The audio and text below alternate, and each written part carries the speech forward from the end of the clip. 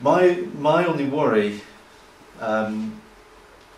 is that we're only vaccinating 12-year-old girls at the moment. It's going to be 20 years by the time I see an effect in the colposcopy clinic, which ties in quite nicely with my retirement. So that's fine. But but my worry is girls will have the I've got two worries. Girls will have the vaccine and not have their smears.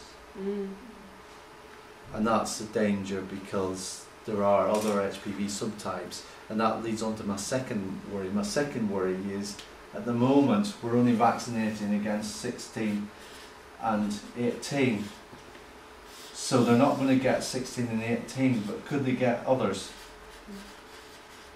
So because we're essentially eradicating 16 and 18 from the population, our other groups could become more common, and therefore they will be the ones that I'll be seeing in the colposcopy clinic rather than 16 and 18.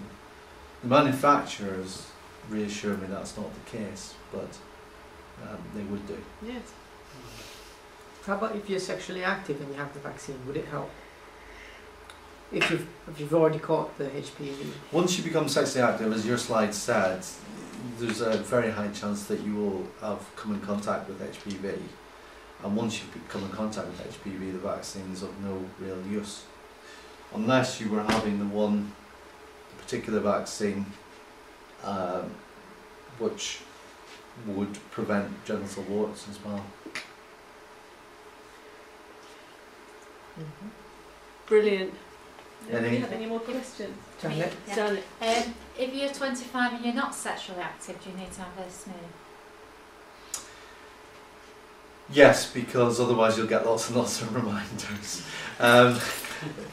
Technically, no. I'd say technically there's very little chance of you developing cervical cancer if you've never been sexually active. However, there are a few cases reported of people who have reported never been sexually active and being HPV positive. It's not quite clear how that happens. Some people have suggested they might actually get the HPV from their mother during childbirth. I think that's quite rare, and it would be rare to see someone with cervical cancer who's never been sexually active. But of course, we don't delve into that sort of history when we're suggesting that someone has a smear. And you always have to be wary of people who might have been sexually abused as a child, might have blanked out of their memory. You know, you can open a can of worms there, so you're best just doing smears on everybody once they reach the age of 25.